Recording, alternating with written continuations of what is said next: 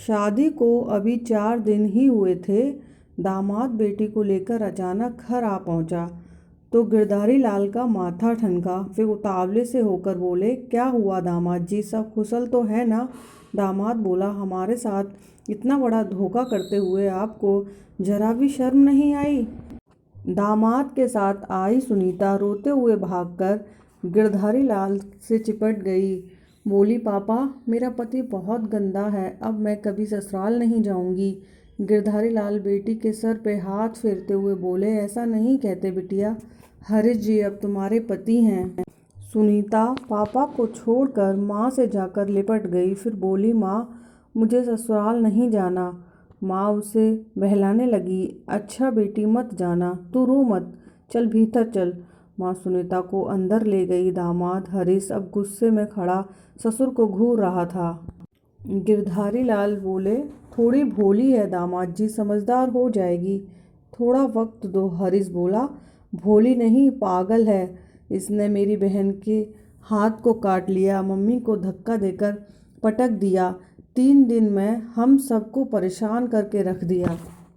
गिरधारी लाल बोले, बेटी का बाप हूँ, सोचा था तुम समझदार लड़के हो, निभा दोगे, इसलिए नहीं बताया, अगर बता देता तो तुम इससे शादी थोड़े करते। हरीश बोला, मतलब आप स्वीकार करते हो कि जानबूझकर मेरे साथ धोखा किया आपने?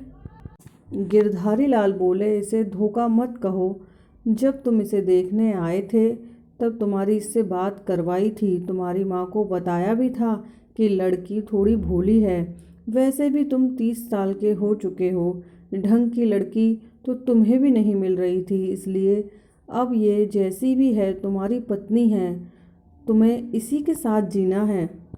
गिरधारी लाल बोले, दिमाग थोड़ा कम विकसित है, 23 साल की हो गई है, डॉक्टर कहते हैं कि इसका दिमाग अभी 10 साल के बच्चे जितना ही विकसित है, मगर ज्यों-ज्यों उम्र बढ़ेगी समझदार बनती जाएगी। हरीश बोला, ये बातें आपने पहले क्यों नहीं बताई? सब कुछ छुपाकर एक पागल लड़की मेरे पल्ले बांध दी।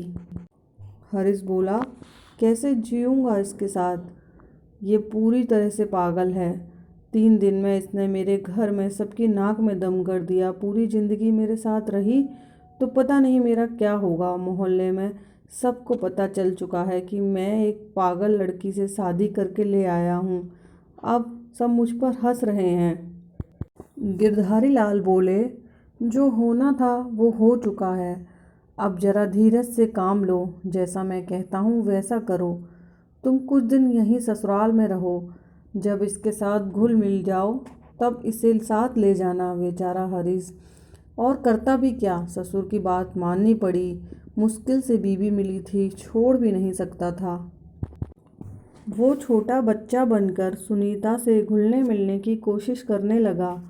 रोज शाम को बाजार से सुनीता के लिए खाने की चीज़ें लाता था, दिन भर उसके साथ बच्चों वाले खेल खेलता रहता था। धीरे धीरे वो उसके साथ घुल मिल गई।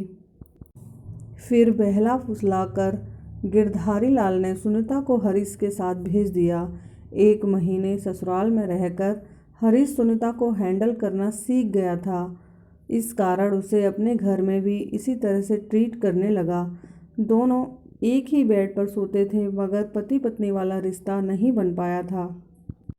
सुनीता भी धीरे धीरे उनमें घुल मिल गई, सास को थोड़ा बहुत काम भी करवाने लगी।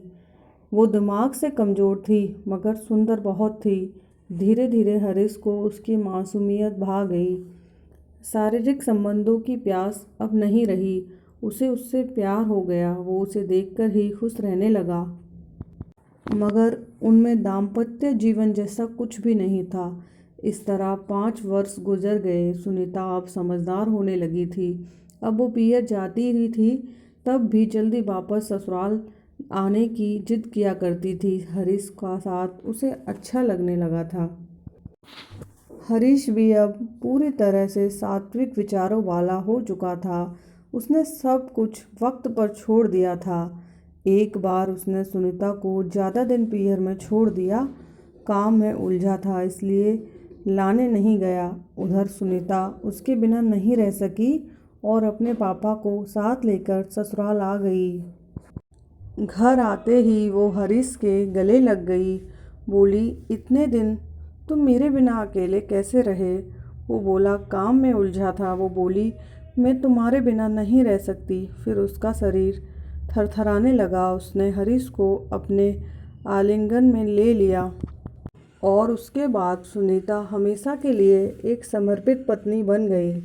दोस्तों, आपको ये कहानी कैसी लगी कमेंट बॉक्स में बताएं। कहानी अच्छी लगी हो तो वीडियो को लाइक करें। चैनल पे नए आए हो तो ऐसी ही नई नई कहानियाँ सुनने के लिए हमारे चैनल को सब्सक्राइब करें।